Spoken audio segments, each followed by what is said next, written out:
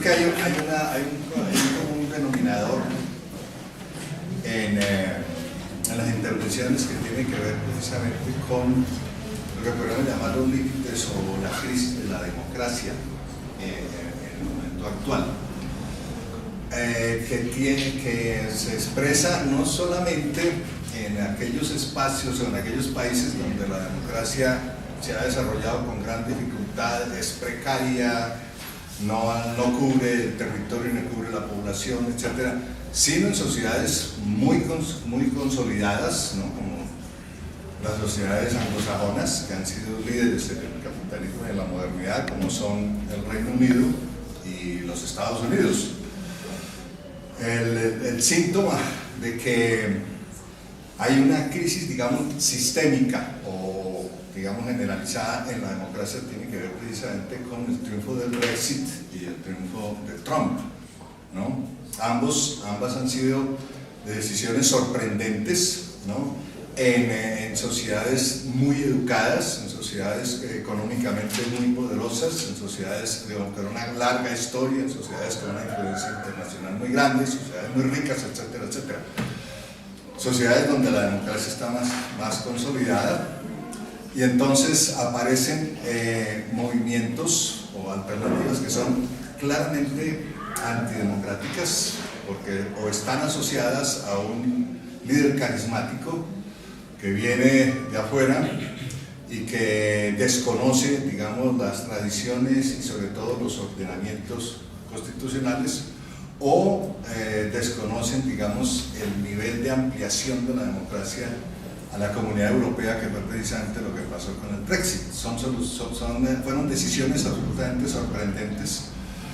No se esperaba que eso pudiera pasar. Entonces, ¿por qué se dieron? ¿No? Se dieron fundamentalmente porque, más allá que la discusión argumentada, que se supone que es el principio a través del cual se llega a los consensos en las sociedades democráticas, hubo fundamentalmente una apelación a valores, digamos, muy primarios y sobre todo a sentimientos, afectos, a la dimensión instintual más emocional de la gente, ¿no? La nostalgia del antiguo imperio, ¿no? La diferencia entre lo que es Europa como la isla británica y Europa como el continente, la arrogancia de la pérfida Albión, como se llamaba Inglaterra, etcétera. Todos esos elementos, ¿no? Movieron la nostalgia imperial de las poblaciones adultas en Inglaterra, y eso determinó el triunfo contra los jóvenes, contra digamos, la población más pensante. Y en Estados Unidos tenemos que una campaña también centrada en unos elementos que no tienen reparos en mentir, que la mentira es algo que simplemente por el hecho de repetirse, ¿no? Simplemente se convierte en verdad, que se apoya en lo que se llaman los hechos alternativos. O sea, si en la realidad no se confirma lo que yo estoy diciendo, entonces me construye una realidad paralela para que la mentira que yo estoy diciendo cuadre con esa realidad que me estoy inventando, ¿no? Entonces, no solamente hay lo que se llama la posverdad, ¿no? Ese hecho de que el discurso no tiene que tener una referencia en la realidad, sino fundamentalmente ser capaz de afectar la sensibilidad más primaria de la gente. Y si hace falta algo más para eso, entonces se construyen los hechos, una realidad alternativa para poder fundar esos elementos, ¿no? Entonces es la pura técnica de producir efecto en una mecánica electoral, lo que está dirigido fundamentalmente ¿a qué? Al elemento más formal de la democracia. ¿Cuál es el elemento más formal de la democracia? Las mayorías. Entonces, eso mismo es naturalmente lo que tenemos aquí presente desde hace rato, desde cuando comenzó a violentarse el discurso político, desde cuando las agresiones se dispararon, desde cuando se inventaron las miles de calumnias, etcétera, por parte de todo el uribismo, y ellos han asumido con plena voluntad y con plena conciencia esa estrategia de dividir la sociedad, de establecer la relación entre amigo y enemigo, ¿no? De alimentar fundamentalmente el resentimiento de las distintas capas y de llenar a la gente de rabia para que la gente se vaya berraca a votar, ¿no? Como lo confesó el jefe de la campaña por el no. Entonces, ese es uno de los grandes riesgos de la democracia.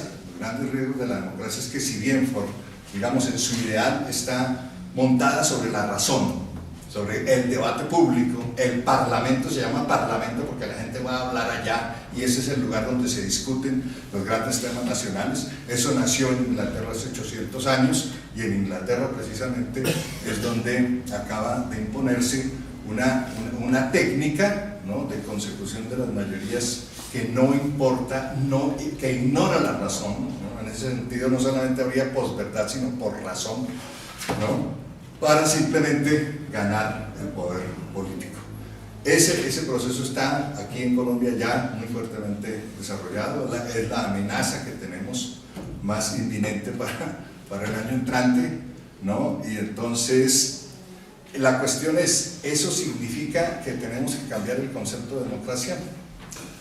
Significa quizá más bien que hay que repensarlo otra vez y que hay que llevarlo a la dimensión en la cual la democracia funciona en la cotidianidad de las relaciones interpersonales. Ese es el fundamento. Y por eso me parece un mérito extraordinario del llano relato que vimos hoy, en donde me parece que se ha logrado un efecto de quinta esencialización de la democracia. Poder llevar la esencia de la democracia a frases tan elementales, digamos, el sujeto y la relación que se establece ahí mismo con el todo, ¿no? Llevar a ese nivel digamos, de inmediatez, lo mínimo, pero donde está la esencia del concepto de democracia.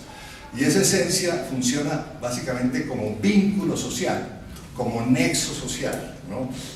Como el hilo de la trama, ¿no?, del tejido social en las sociedades que son viables, en las sociedades democráticas contemporáneas. Evidentemente hasta allá hay que llegar hasta allá.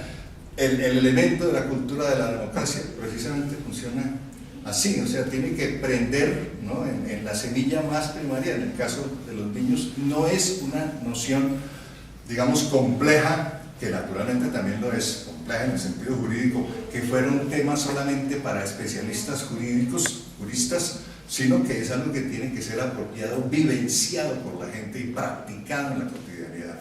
Es así como funciona eso que lo que les digo, que en sociología se llama la comunidad societal, ¿no? La comunidad societal es ese conjunto de elementos que articulan el conjunto de una sociedad, ¿no?, que le dan relación de pertenencia, que tienen la capacidad de integrar y que fortalecen el elemento de la cohesión social, ¿no? Esa cohesión que precisamente están tratando nosotros de romper mediante la estrategia que tiene, aunque suene un poco fuerte la cosa, raíces fascistas muy claras, ¿no? El señor Carl Schmitt era precisamente el que montaba una teoría de la política sobre la oposición amigo y enemigo. No hay otra política distinta que esa de la relación amigo-enemigo. Entonces la sociedad siempre estará dividida entre amigos y enemigos.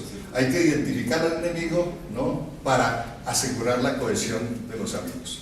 Eso es la idea que se decía de continuar la guerra, que la política sea la continuación de la guerra por otros medios. Eso es precisamente lo que está desarrollando el Centro Democrático hoy. En la política, continuar la guerra. Por eso es que la posibilidad de la paz se rechaza, por eso es que se descalifican los acuerdos, por eso es que se quiere evitar eso. ¿Para qué? Para volver otra vez al viejo orden, en donde la violencia, en el fondo, es lo que determina las posiciones de los ciudadanos, ¿no?, la distribución de la riqueza en la sociedad. Entonces, me parece que habría que preguntarse si la democracia está tan cansada. Seguramente habrá otra alternativa. Habría que preguntarse cuál es la alternativa a la democracia, ¿no? Si no encontramos una alternativa contemporánea hoy, entonces hay que repensar la democracia y hay que tratar de volver a cultivarla desde las semillas más primeras. Yo creo que sí, efectivamente hay una crisis de la democracia.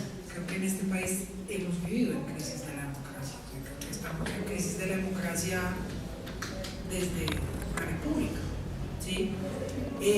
Lo digo porque la democracia tiene una promesa muy alta, o sea, creo que es distinto lo que está sucediendo en Europa en estos momentos, en cuanto a que allí hubo un desarrollo distinto de la democracia. No lo digo comparativamente porque aquí haya sido malo y allá bueno, sino digo uno distinto que logró acercarse mucho más, o logró acercarse más bien a las promesas de la noción de democracia, ¿cierto? Y hoy en día la crisis frente a la democracia que hay en Europa es muy distinta a la crisis de la democracia que tenemos aquí, que nunca hubo un acercamiento a las promesas de la democracia. O sea, aquí las promesas de la democracia siguen estando por allá, bien lejos de donde estamos todos los demás. No se han concretado, no se han realizado, nadie los conoce. Por lo tanto, creo que parte de nuestra crisis de la democracia tiene que ver con no creer que eso es posible cumplir, ¿sí? Ni siquiera la democracia en su versión más liberal, ¿cierto? Es creíble en Colombia. Y creo que la respuesta a esa crisis a la democracia, bueno, obviamente creo que eso está acompañado de una crisis de la representatividad, que creo que no es exactamente lo mismo. Sí está ligado, pero no es exactamente lo mismo, porque de alguna u otra manera sí hay una capa gruesa de la población, una gran capa de la población en la cual la representatividad sí es un procedimiento o una lógica aceptada, ¿sí? O dada por hecho. Ahora, sumándole a que hay una sociedad en general en la cual hay un cuestionamiento permanente de la democracia que se da desde la indiferencia, se da desde la rebelión, se da de distintas maneras, ¿sí? Hay otra parte de la democracia, de la sociedad, perdón, que de alguna u otra manera, si bien no aceptaba la democracia en su plena promesa o en su pleno significado, sí asumía una representatividad y participaba en una representatividad. Yo creo que estamos en un momento muy interesante en el que hay crisis en ambas, ¿cierto? Y está esa crisis encontrándose. Y creo que nuestra respuesta como sociedad ante esa crisis no puede ser endiosar la democracia o endiosar la representatividad, sino justamente buscar cómo podemos recambiar cosas al interior de esas dos expectativas, ¿sí? Porque yo veo, me parece muy interesante cómo se está moviendo la élite tradicional de este país, ¿cierto? O sea, cómo intentan posicionar nuevos perfiles, nuevas caras, nuevos personajes, nuevos discursos, ¿cierto? O sea, en el momento que gente de Cambio Radical sale a criticar, con apellidos muy tradicionales, ¿cierto? Sale a criticar la manera de actuar del Centro Democrático y de Uribe, pues uno dice, bueno, o sea, ¿qué lugar te estás intentando ganar? O sea, creo que hay una disputa de la representatividad en este momento y una pregunta de por quién es capaz de representar las expectativas del país en distintas medidas, ¿cierto? Las expectativas de un grupo, de un sector, pero un poco este sentido común que se ha ido construyendo a partir de esas crisis de representatividad, a partir de todo lo que significa este momento, y se refleja más bien en esa crisis de representatividad, ¿quién las logra interpretar de la mejor manera? Hay una disputa en el campo político frente a eso, ¿sí? Lo que yo decía de las encuestas en la intervención tiene mucho que ver con eso. Siento que la gente está buscando otras respuestas y hay un volcón al interior del mundo político tratando de inventarse nuevas respuestas, algunos de forma más creíble, otros de forma menos creíble. Creo que allí tenemos que entrar a participar, o sea, tenemos que empezar a imaginarnos como sociedad qué tipo de representación política queremos construir y abrirle eso a un debate público y generarle espacios e interpelar a la gente que está o que estamos en la política e interpelar a la academia, ¿sí? Porque yo estoy muy de acuerdo con lo que plantea, con el análisis que hace el profe Miguel Ángel, pero también creo que a veces las categorías que tenemos no nos logran explicar plenamente las realidades que tenemos. O sea, sí necesitamos desatar un proceso de imaginación social, ¿sí? Y de imaginación de ideas en general, y pienso que, vuelvo y digo, creo que lo tenemos fragmentado. Hay pistas, hay flashes, hay ideas, pero no hay una reflexión, digamos, muy articulada frente a todo ese momento. Creo que allí también es necesario repensar las geografías políticas. Yo no sé, yo participaba en un encuentro de intelectuales en Ecuador a finales del año pasado, y parte de la reflexión o de la pregunta que había sobre la mesa es si estamos cerrando una época, ¿cierto? Si esa época que inició con la Revolución Rusa, ¿sí? De alguna u otra manera la estamos cerrando, ¿sí? La estamos cerrando, la crisis de los gobiernos alternativos en América Latina, creo yo, hace parte de ese mismo ciclo como de ya estar buscando cosas distintas, estar arrancando una nueva época, pero que todavía uno no se puede soltar, ¿no? Porque en la historia no hay vacíos, no es como que uno termina una y empieza la otra, sino que ese momento de termina una y empieza la otra es un momento de desgarramientos, es un momento de crisis, es un momento de imaginaciones, de nuevas preguntas, ¿sí? Entonces yo pienso que ahí estamos y creo que en ese proceso la geografía izquierda, derecha, centro no necesariamente logra expresarnos la riqueza de las propuestas políticas que tenemos hoy sobre la mesa. Creo que ni el término derecha alcanza a explicarnos a Uribe, ni el término izquierda alcanza a explicarnos este cúmulo, digamos, de gente que hay disputándose nuevas representaciones, nuevas entradas a la política, como puede ser el caso de las FARC-ELN. Para mí es muy impresionante, yo coincido en muchos espacios de estos de conversatorios, encuentros. Últimamente ha sido una irrupción muy interesante la presencia de los comandantes de las FARC, ¿cierto? Y ahora que el ELN tiene 2 gestores de paz, que justamente veníamos de un conversatorio en el cual ellos estaban, pues para uno es muy raro sentirlos allí, no es una sensación común. Y yo digo, tener a esa gente hablándote de política y cuando te sientes en los intersticios o en los cafés, hablar con un comandante de las FARC o del ELN y cómo se imagina ese ser político que ellos jugarán de aquí en adelante, que esperamos se concrete también de manera contundente con el ELN, así como sucedió hasta el momento con las FARC, y te empiezan a hablar desde formar un nuevo partido marxista-leninista hasta un movimiento de movimientos plural de sujetos nuevos, eso dicho por boca de un comandante de la insurgencia que tan clásica nos parece en estos momentos. Uno dice, hay allí una búsqueda, no solo en ellos, digo, esos son ejemplos de cómo el escenario político con nuevos actores y nuevos imaginarios y nuevas formas de entenderse como sujeto político, pues está irrumpiendo. Entonces que el mismo espectro de gente que tú esperas que esté muy sincronizada, como por ejemplo puede ser la comandancia de las FARC, que además es una organización jerárquica, centralizada, ¿sí? Te diga, nosotros estamos pensando desde formar un nuevo partido marxista-leninista, pero del siglo XXI, hasta que te digan los mismos comandantes, estamos pensando construir y convocar un movimiento plural amplio de lo que es la indignación en esta sociedad. No dice, pues pucha, o sea, ahí hay una reflexión y hay un quiebre, un cambio, o sea, no es lo común. Entonces yo digo que también estamos en un momento en el que deberíamos darle, no sé si rienda suelta suena demasiado, pues como esparpajado, pero sí como una especie de libertad a esas creatividades y convocar a esas creatividades a conversar, a dialogar, a tratar de entenderse juntos, no tener las fórmulas, y eso yo lo critico mucho en los mismos espacios donde yo estoy, espacios como el Congreso de los Pueblos o escenarios como la Cumbre Agraria.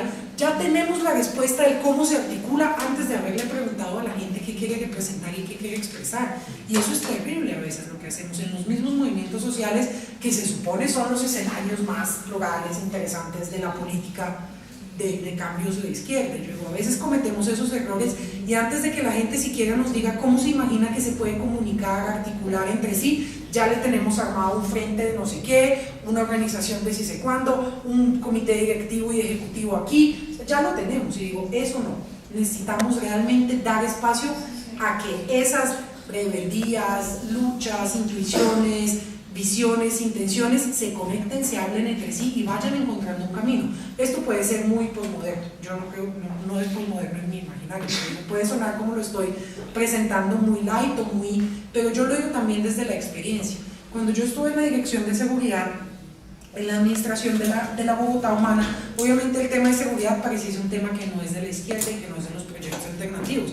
Por lo tanto, casi no teníamos un acumulado de propuestas hacia dónde mirar, hacia atrás y decir, uy, esto les funcionó, esto no les funcionó, sino que teníamos unas fórmulas muy esquemáticas que ya venían desde los gobiernos que no habían sido alternativos, porque casi que se pensaba la seguridad es un tema en el que hay que comportarse como se comporta, como se suele comportar eso que pensamos como derecha o como política tradicional, porque a ellos medianamente les funciona, porque la izquierda se supone que piensa que la seguridad no es un tema a tratar en la construcción de Estado, de comunidad, de sí, porque eso debería ser una cosa que se autorregule en nuestro imaginario, muchas veces libertario y tal. Entonces, cuando lo hicimos, nosotros decíamos, bueno, ¿cómo arrancamos? Decimos, ¿qué es lo problemático realmente de la seguridad? Y entonces cuando nos preguntamos eso y cuando le preguntamos eso a la gente, nos encontramos respuestas muy distintas a las que nosotros pensábamos que iban a ser las prioritarias, ¿cierto? Si bien para la gente temas muy problemáticos de seguridad eran los atracos, pero también eran las peleas entre familias en los días festivos, ¿cierto? Y ahí me di cuenta que los días más violentos de Bogotá son el Día de la Madre, ¿sí? y la Navidad, o el Día del Amor y la Amistad, fiestas que uno pensaría tan poco violentas, son los días más violentos de la ciudad. O sea, en esos días hay más atracos, más accidentes, más riñas, más problemas que en cualquier otro día. Entonces, digamos, necesitamos una política que nos busque lógicas de convivencia desde allí, no esas generales en las que solo la pedagogía y tú vas y le dices a la gente, mira, entienden con el otro porque todos nos queremos y nos reconocemos como iguales, hablando de las construcciones culturales, que es el profe Jaime Eduardo, sino partiendo de eso, de entender por qué una familia es capaz de matarse el Día de la Madre, por qué dos vecinos son capaces de matarse el Día de la Madre. ¿A qué voy con el ejemplo? A que uno sí tiene que ser capaz de desatar procesos de creatividad social, de escuchar lo que la gente tiene que decir y lo que la gente espera, porque también yo pienso que, si bien estoy muy de acuerdo con la magistral exposición sobre el Estado que hizo el profe, creo también que la institucionalidad en este país, las instituciones no necesariamente fueron hechos a la medida de la sociedad. Uno esperaría, ¿cierto?, que en clave de relación social las instituciones sean resultado de unos acuerdos, de unos pactos, de unos consensos, o por lo menos que correspondan a una lógica de construcción social. Yo siento que aquí no, y siento que la gente piensa que aquí no, ¿cierto? Entonces, para la gente la vida social está aquí, la institución está acá, y nada tienen que ver esas dos cosas, no se conectan, ¿cierto?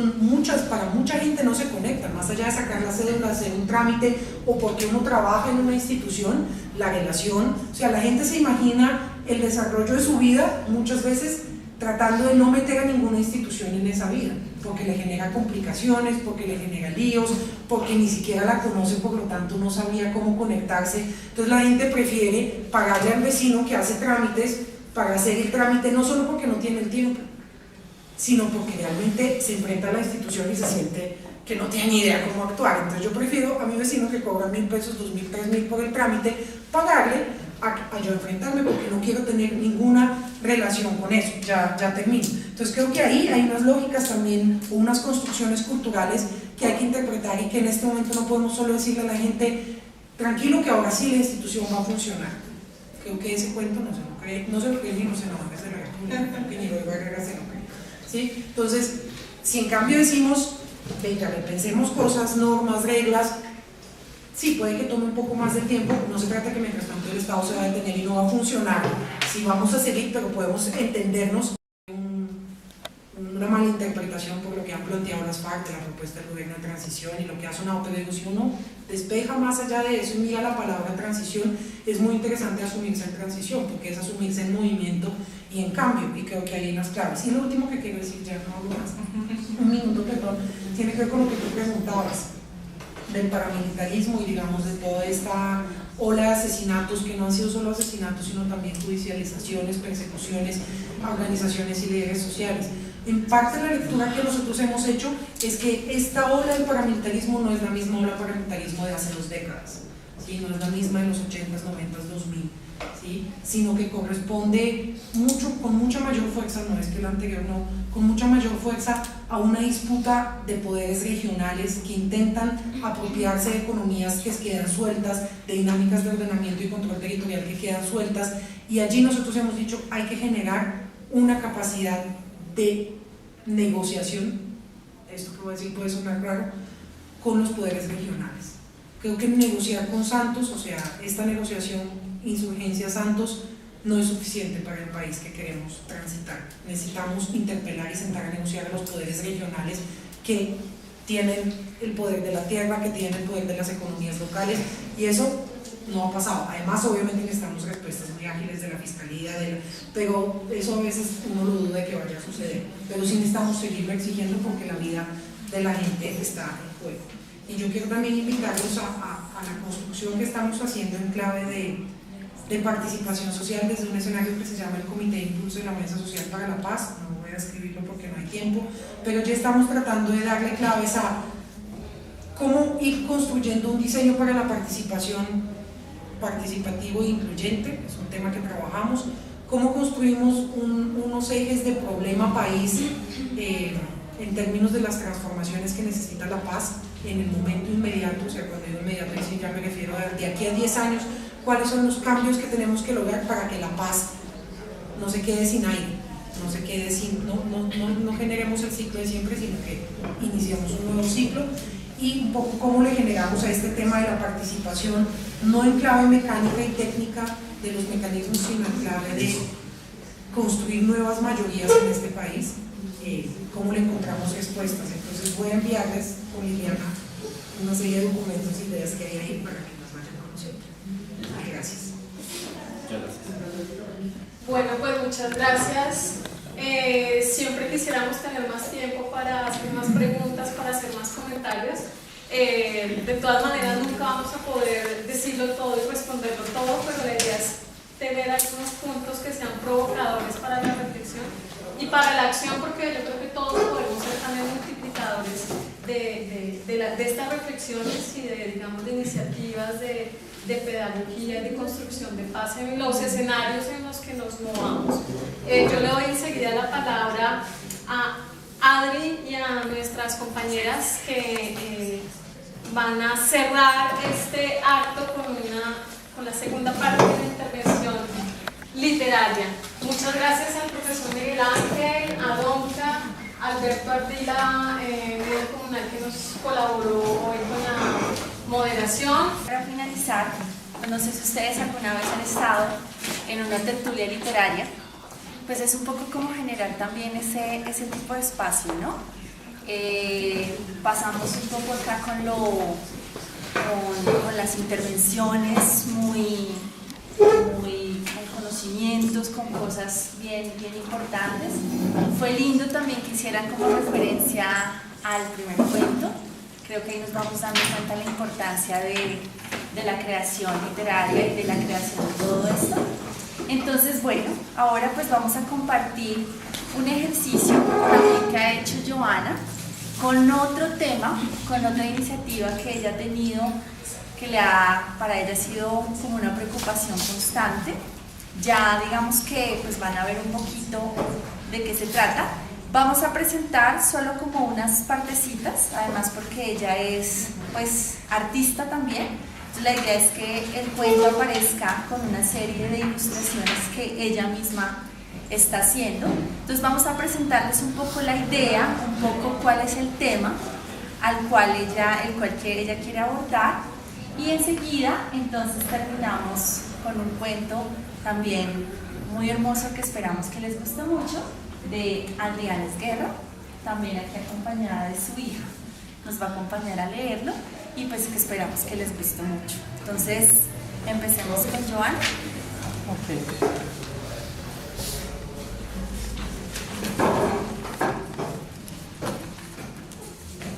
El cuento que voy a leer, entonces solamente les voy a leer partes para que no sea tan extenso. Entonces si hay momentos en que salta, porque es como cuando se salta el disco, pero todo tiene una coherencia. El libro en sí mismo es un juego y la idea es que vayan descubriendo de qué lugar se está hablando. Y se van dando unas claves. Entonces, esto es un libro para niños, pero también pues, es para adultos. Un juego de significados.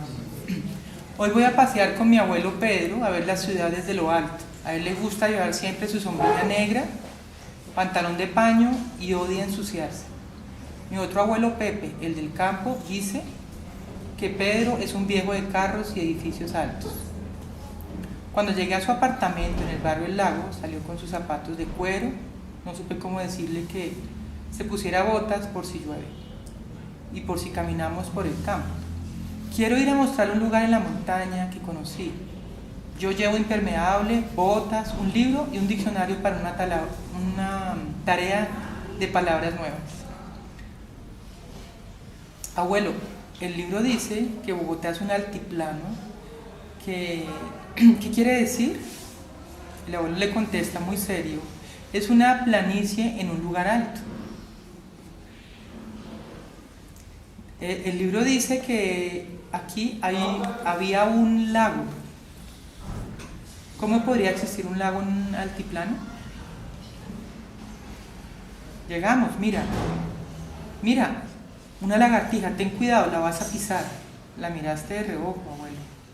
¿Podrías sentarte en el suelo a mi lado y escuchar la historia de este cuento que te quiero leer? Desde aquí, de lo alto, podríamos leer lo que aquí dice. ¿Podrías escucharme? Voy a leerte.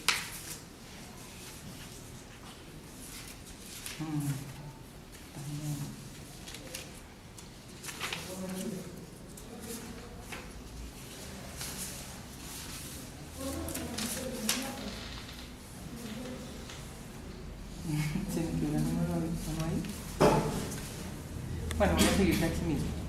Dice, un río serpenteante por la sabana, paralelo a las montañas del occidente, se extiende zigzagueando casi hasta tocar las montañas orientales de la ciudad. Protegerlo es permitir que viva, no le pongas a su paso un obstáculo si lo quieres proteger. Abuelo, puedes ver desde aquí arriba el río. Veo algunas curvas. Mira, Sofía, ¿ves allá esas formas curvas en la tierra? Mira, ahí derecho donde apunta mi dedo. Sí, lo veo, abuelo. Oye, ¿es cierto que no debes marcar el camino al agua? Claro, niña. El río lo puedes indicar qué curso coger. Es suficiente con un jarillón. Los cerros. En tiempos pasados no se conocía para qué son los humedales, ni mucho menos la ecología del paisaje. Por eso un humedal se partió en dos para las personas cruzar en carro. Pero fragmentado en dos sigue albergando agua y vida como lo hace un humedal. Abuelo, ¿por eso ahora tiene dos nombres? ¿Cuáles son? ¿Por qué se partió? Clarita, son muchas preguntas. ¿Por qué? ¿Por dónde más iba a pasar? Abuelo, por un puente muy alto, cruzar sobre ruedas y avanzar. Niña, abrámosle un huequito para que el agua cruce. ¿Cómo explicarle al abuelo que eso no es suficiente? Un separador de autopista convertido en humedal, rectangularmente alineado. El separador de la autopista norte, convertido en un corredor rectangular por donde la vida no logra del todo circular. Es un corredor ambiental lineal. Su conectividad de animales, sucesiones vegetales y flujos de energía está fragmentada. Cuenta mi profesora de sombrero rosa que están atrapados como en una jaula rectangular, una familia de curis, pues la calle no saben pasar. Un humedal, empapado de soporte de vida, la conejera como su nombre de casa de animal, es caprichoso e inevitable, su naturaleza para acomodarse ni encajarse. Su geometría orgánica no se puede atravesar. Llega al río desde su oriente, en rezagos de pasado a su tocayo el cerro La Conejera, casi lo alcanza y lo toca. Todo su ser adaptado al agua para flotar, fecundar, alimentar. El agua en invierno sin desbordarse es guardada hasta veranos cuando la libera sutilmente. Un bosque perdido en la ciudad. Es un relicto de bosque inundable de planicie de Bogotá. Escucha, abuelo, voy a leer.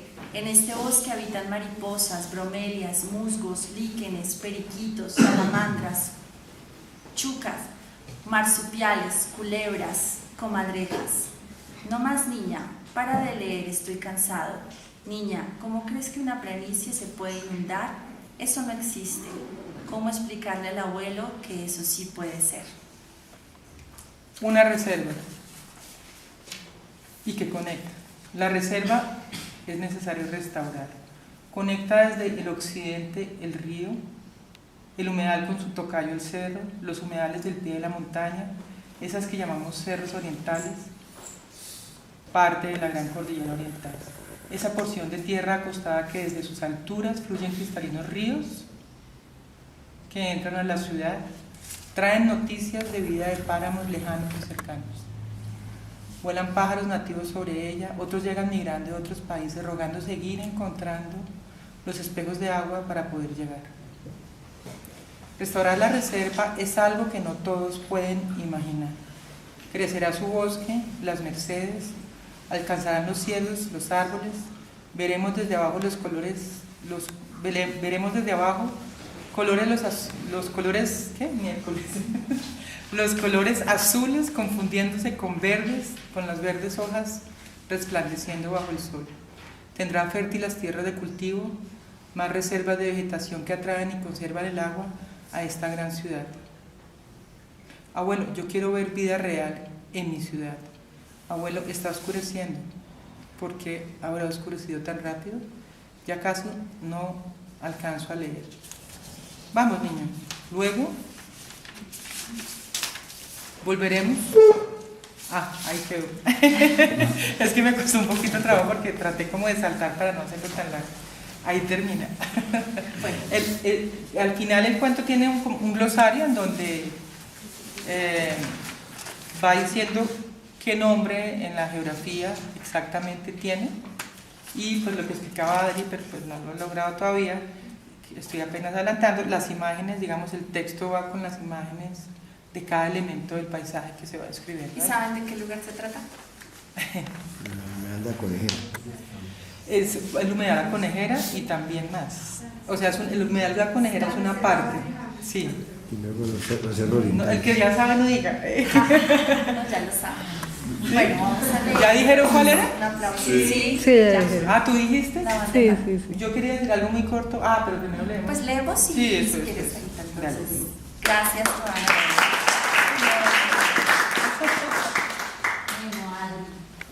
Bueno, la intención de compartir este cuento con ustedes es también poder describir cómo su retroalimentación y su crítica, porque la idea es poder describirle a los niños y a las niñas y contarles un poco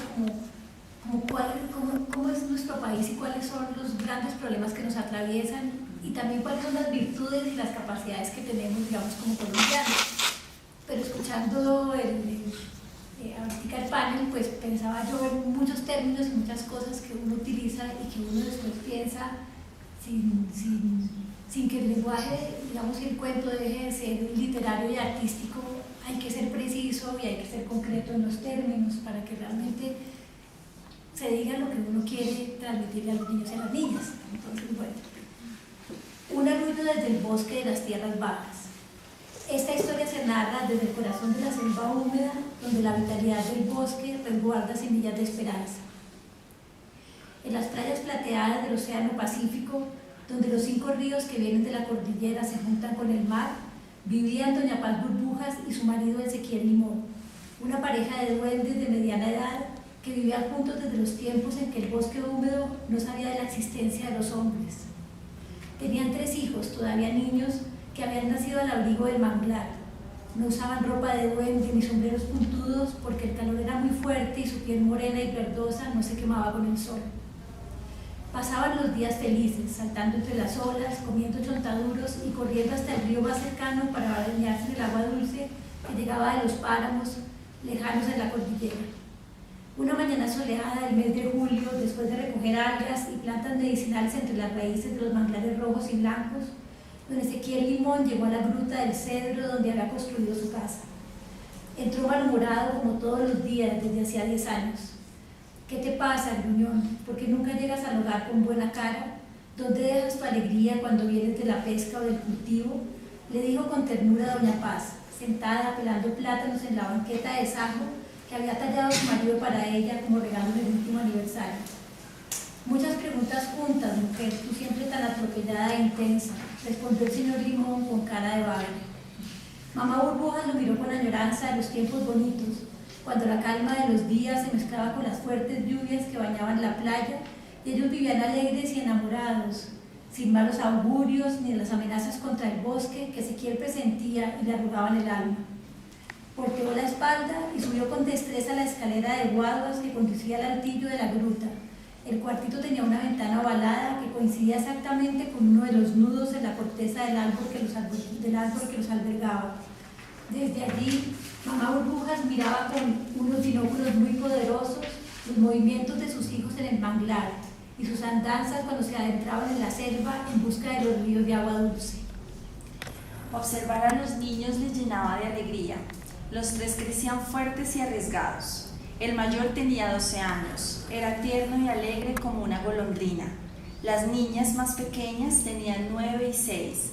Eran hermosas y sabias como las ninfas de los cuentos de hadas. Ese día, don Ezequiel Limón colgó su sombrero en el perchero de caobo, se quitó las pesadas botas y se dispuso a descansar en la mecedora que había sido, hasta hace años, su más preciada canoa de chachaco, y que ahora le servía de cuenco para acunar sus sueños. El olor salado del aire al mediodía y la tibieza de la gruta que los protegía del calor intenso de esas horas acompañaron sus sueños, hasta que un apetito voraz empezó a picarle en el estómago. Mientras dormía, mamá Burbujas había bajado del altillo y esperaba impaciente que el duende mayor se despabilara y empezara a cocinar el almuerzo, antes que los hijos regresaran hambrientos. Cuando despertó, papá Ezequiel tenía la frente sudorosa y una pereza terrible de dejar su mecedora.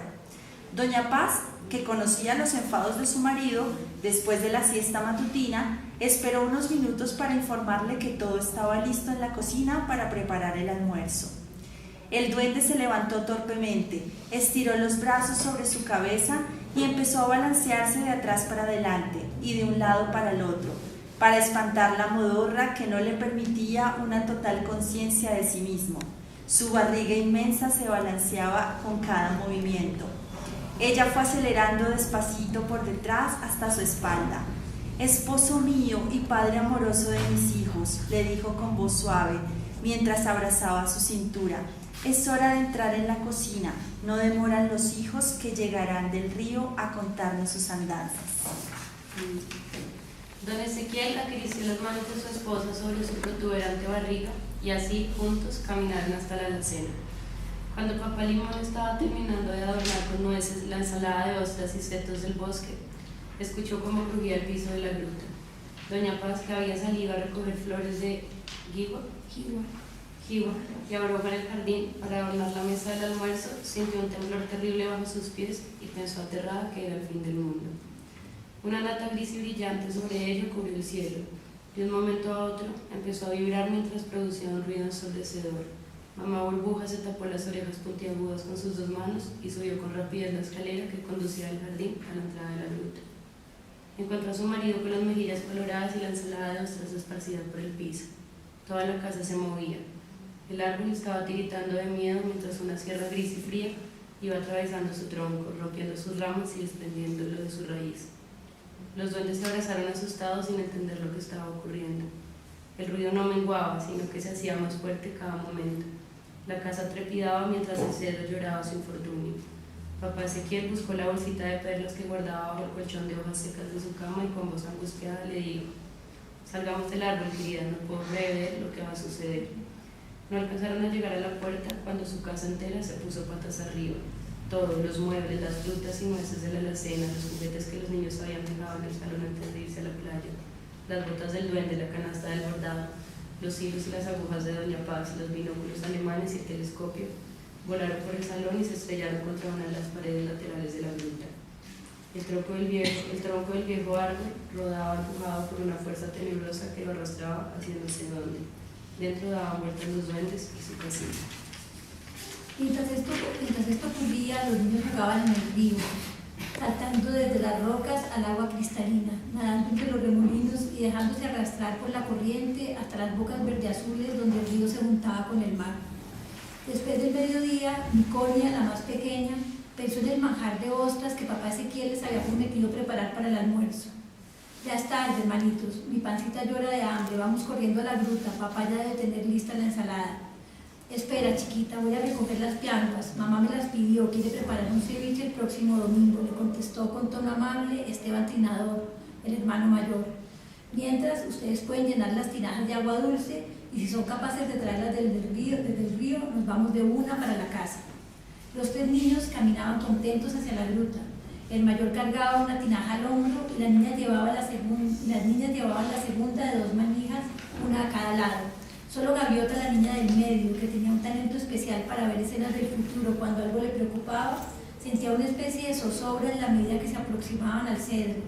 Esa mañana, mientras jugaban en el río, antes de lanzarse de la piedra más alta, había cerrado sus ojos para preparar un bote en el aire y en ese momento Vio en el reverso de sus párpados al querido árbol llorando por el nudo donde asomaba la ventana ovalada. El sendero fangoso que recorrían todos los días a través del manglar se alargaba y se alargaba. Parecía que Gaviota, Miconia y Esteban Trinador nunca llegarían a la gruta. ¿Cómo así, hermanitos? ¿Por qué nos estamos demorando tanto?, dijo la niña pequeña con su voz delgada. Dale, tú siempre te quejas cuando caminas, ya estás grandota y pesadísimas, ya no te podré alzar, replicó el hermano mayor. Los niños iban y venían, dando vueltas y más vueltas, entre las raíces de los mangles rojos que rodeaban su casa, pero la gruta ya no estaba allí. El cedro negro que siempre los saludaba con un movimiento acompasado de sus ramas había desaparecido. Se percataron entonces de un pequeño tronco que sobresalía en el fango. Sus anillos estaban recién descubiertos, todavía húmedos por la savia derramada. La chiquita empezó a llorar con desconsuelo. Esteban Trinador se frotaba las manos con desesperación y Gaviota, con lágrimas que mojaban sus pecas color cacao, se arrodilló al lado del pedacito de cedro que quedaba y lo abrazó con la compasión inquebrantable que solo saben sentir los niños. Los árboles del manglar que habían presenciado el incidente dejaron caer muchas de sus hojas, en señal de duelo por lo sucedido. Una iguana que tomaba el sol después de muchos meses de lluvia también había visto y oído la temible sierra atravesando el tronco de cedro negro. Con ternura, el mangle rojo hizo temblar la rama donde descansaba la iguana, pidiéndole que le ayudara a llamar a sus aliados, los loros, las serpientes, las tortugas, los armadillos, los conejos, las garzas y los pelícanos, para que fueran con premura a comunicarle a los niños lo que había sucedido. Los patos salvajes que habían huido mar adentro cuando llegaron los monstruos de latón también entendieron el mensaje de los árboles y empezaron a volar en círculos en torno a los niños, mientras las iguanas descendían por las raíces colgantes de los árboles.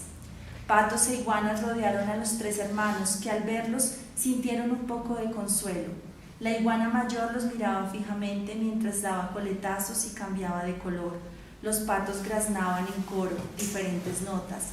Gaviota miraba fijamente los ojos de la vieja iguana e intentaba interpretar los movimientos de su cuerpo, mientras sus oídos, acostumbrados a las voces del bosque, escuchaban con atención el mensaje de los patos.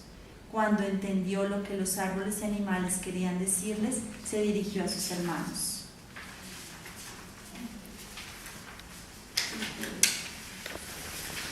Ha pasado algo terrible.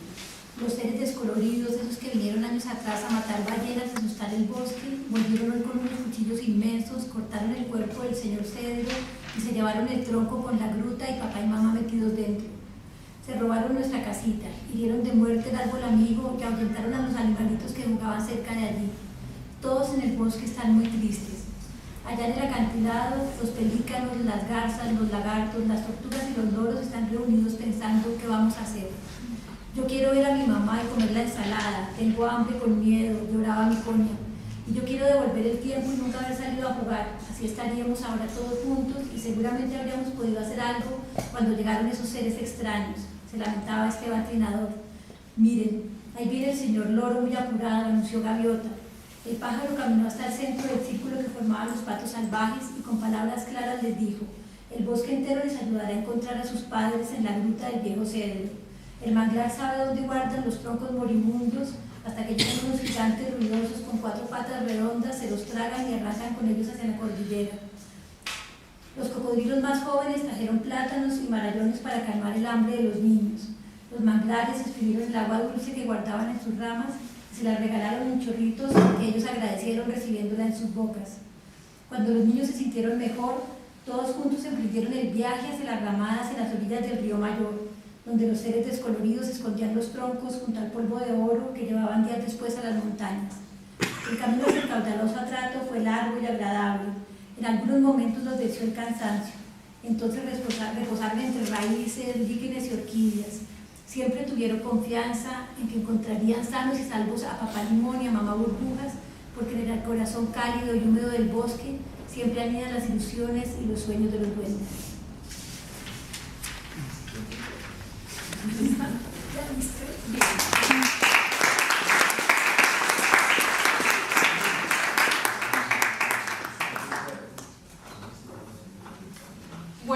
pues muchas gracias, nos pasamos un poco del tiempo, iniciamos un poco tarde, pero creo que ha sido un espacio muy lindo, muy como la imagen de lo que queremos también generar y ayudar a impulsar con creación, con cultura, con mujeres, con escucha, con paciencia, con afecto, con creatividad. Me parece que bueno, es una invitación a que nos sigamos encontrando. Yo les pediría un aplauso y esperando verlos de hoy en 3 semanas en nuestra segunda lectura.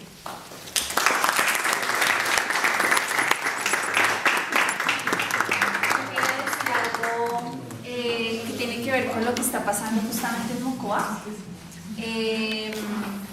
Bueno, yo le apuesto mucho a la literatura infantil y todo esto, pues a la literatura en general, porque justamente cuando ocurre lo de Putumayo, pues yo trabajo con el Ministerio de Cultura, hay un consejo extraordinario de ministros y cada ministro tiene que decir, bueno, ¿usted qué va a hacer por lo que está sucediendo? Entonces en esas, pues la ministra de Cultura también tiene que decir, bueno, ¿usted qué va a hacer? Y hay varios programas, hay cosas que se han llamado Cultura en los Albergues, el proyecto con el que yo estoy que se llama Comunidad Es, y siempre es tan bonito darse cuenta cómo el arte es tan importante para que logremos llegar a construir eso que llamamos paz. Lo que llamamos también la resiliencia, ¿no? La transformación del dolor.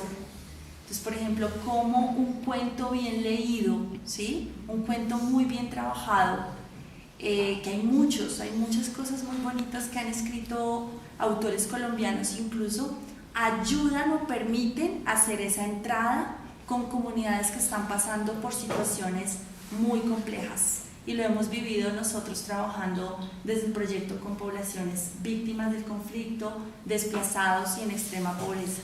Entonces sí me parece muy importante como que lo pensemos también y nos abramos un poco como a esas posibilidades también que ofrece la literatura infantil, la literatura en general y crear nosotros también desde ahí. Entonces por eso la verdad es que estas iniciativas son muy lindas, o sea, son una cosa que alegra mucho el espíritu de ver cómo cada uno puede estar aportando un granito de arena desde esto, por ejemplo.